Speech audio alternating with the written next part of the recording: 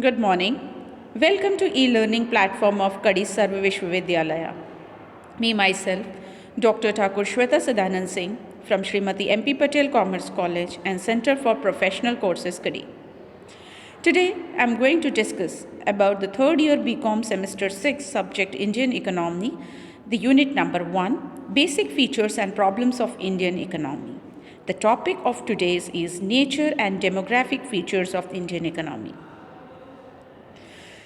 In this unit, these are the topic which is going to cover.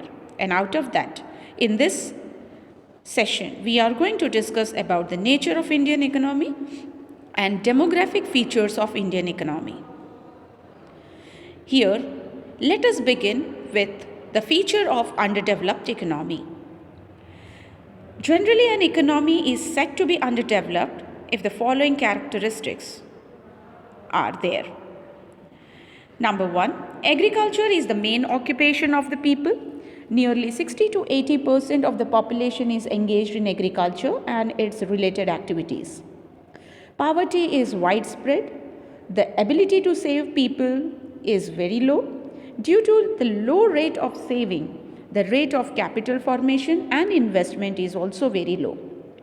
If we talk about the population growth, then we can say that it is a high rate, that is about 2% per annum, and the burden of dependency population is also high.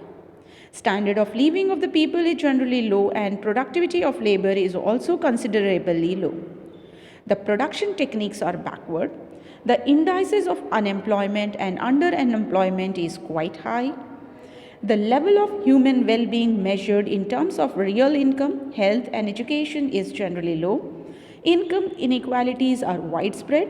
Apart from the above features, such economies has low participation in foreign trade, their social life is traditional, people are generally orthodox in their outlook, and they seldom make any changes in their socio-economic relations. In case of India, agriculture is the main occupation of people in India. At the time of independence, nearly 72% of the population was dependent on agriculture. Even today, nearly 50% of the population is engaged in agriculture. There has been an increase in absolute number of people engaged in agriculture activities in India. Okay, so here, if we talk about the second thing, is the poverty is very high. So it clearly indicates that every third poor person in the world is an Indian. That means the 1/3 of the world's poor live in India. So according to the latest available data, that results in 61st National Sample Survey Organization, around 2004 and 5, nearly 22% of the population is below poverty line. The corresponding ratio was 36% in 1993 to 94 and 26% in 1999 and 2000. Now, over the years, Indian population has grown at the fast rate of more than 2%. The country is facing the problem of population explosion as the death rate is falling, but there is no corresponding fall in the birth rate. The dependency rate, that is the percentage of people in non-working age group below 15 and above 64 years of age, is nearly 40% in India as compared to the developed countries where it is about 33%. Now, India's per capita income is $1410. That means 1,410 in 2011. It is not only compared to developed countries like USA, UK, Germany, but also developing countries like China, Sri Lanka, Indonesia, etc. Because of low level of per capita income and the standard of living of the people is quite high.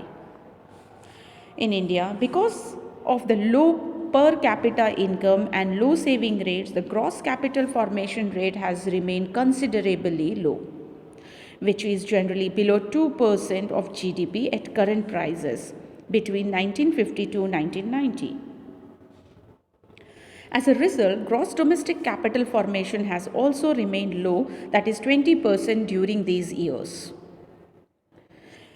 So after this, apart from all the features in this kind of economy, people is orthodox, low foreign trade, traditional social life they are following, and many more. That means technical techniques of production, especially in agriculture sectors, are still backward. The indices of unemployment in India is quite high. As per 66th round of survey by National Sample Survey Organization, unemployment rate is as high as 6.6% of the labor force. Not only there is high rate of open unemployment, the rate of disguised unemployment is also very high. Disguised unemployment means apparently people are employed, but their contribution to the production is very, very low. In India, the level of human being is also quite low. For measuring human well-being, generally Human Development Index constructed by the United Nations Development Program is used. HDI is composition of three basic indicators of human development. Number one, longevity, second, knowledge, and third is standard of living. Now, longevity is measured in terms of life expectancy at birth. Knowledge is termed as education, and standard of living in terms of real GDP per capita. Now, the distribution of income and wealth in India is not adequate in order to measure the equality of income and wealth. Generally, Gini index is used. Gini index measures the extent to which distribution of income, consumption along individuals or households within an economy deviates from a perfectly equal distribution. A Gini index of 0 represents perfect equality, while an index of 1 represents perfect inequality. The Gini coefficient lies between 0 and 1, and according to Human Development Report 2010, the Gini index for India for the period 2000 and 2010 was 0.368. The corresponding figure was 0.297 in 1994. Thus, over this period, the inequality of income and wealth have increased. Now, let us discuss about the other details of Indian economy, and after that, let me focus on features of developing economy. So, if I talk about the India as a developing economy or not, then I have to focus few of the features. These features are a rise in national income, a rise in per capita income, significant changes in occupational distribution of population, growing capital base of the economy, improvement in social overhead, capital, and development in banking and financial sectors. So let us see whether India justify all of these or not. If we talk about the rise in national income, the national income approx rupees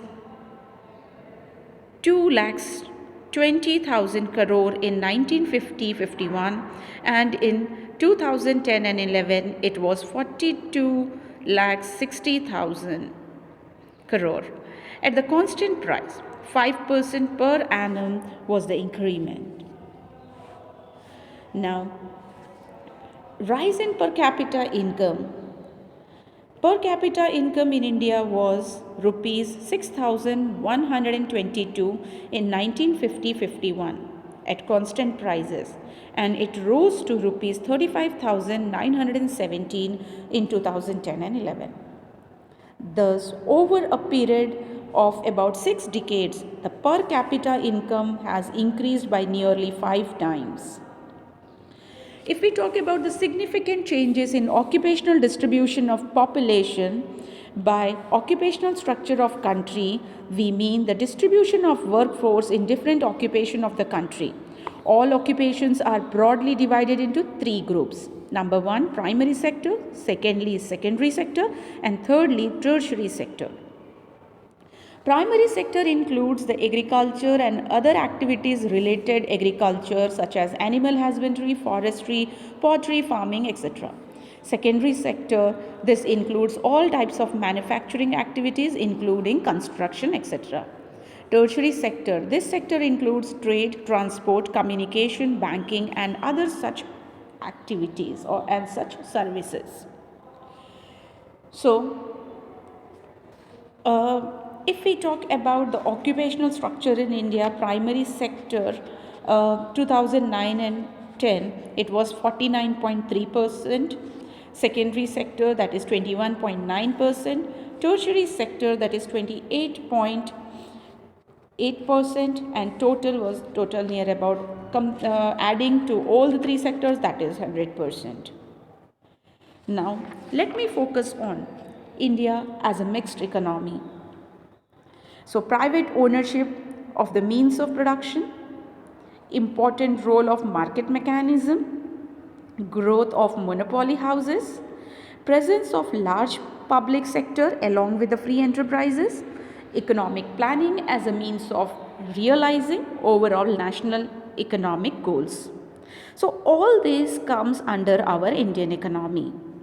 So, we can say Indian economy as a mixed economy with developing country. After this, let me focus on the demographic features of Indian economy. So, here demographic features of Indian economy. Very first, the meaning of population. In common words, population refers to the total number of people residing in a place. Thus, population of India means the total number of people living in India. Okay. Now, more number of person is desirable as it provides workforce to produce.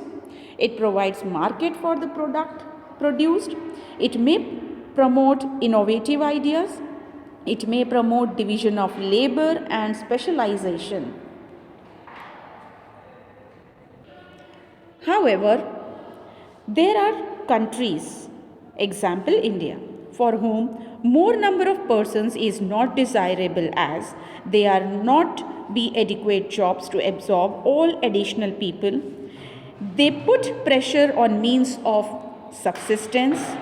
They put pressure on social overheads like hospitals, schools, roads, etc. They may result in increased consumption and reduced savings and hence slow down capital formation. They may increase dependency. Actually, whether a big or a growing population is an asset or a liability for the economy depends upon the economy to economy.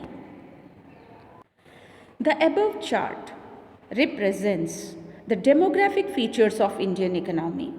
In this, we have mentioned the census year and the population growth. In 1901, the population was 23.84 in crores, and in 2011, it seems 121.02 crores. After this, you can see the another chart which represents growth of population, how it is growing decades by decades. Now, the birth rate and the death rate. In 1951, the birth rate was 39.9% and the death rate was 27.4%. In the 2010, the birth rate has been controlled and it reaches to 22.1% and the death rate reached to 7.2%. After this, the density of population, which is measured by per square kilometer. In the year 1951, the density of population was 117, that means 117, and in the year 2011, the density of the population is 382. So you can see the density of population in this particular slide. After this, we have the sex ratio female per 1000 males. It clearly indicates that in the year 1951 it was 946 and 2011 it is 940. After this, we have the life expectancy at birth, that is in years. This also shows that we have overall growth a bit, right? Next slide represents the literacy ratio among the male as well as the female and the literate person total in the census years. After this, we have the causes of rapid growth of population. Why the population increases very fast? Number one, high birth rate. Second is relatively lower death rate. And third is immigration. The Indian population has mainly increased because of these three reasons: high birth rate and relatively low death rate. So there are many reasons behind this why it is high birth rate is taken place and why the death rate has fallen. If we talk about it in detail, the fall in death rate is due to feminine which were widespread before independence, have not occurred on a large scale since independence. Whenever drought occurred, they have been dealt with adequately.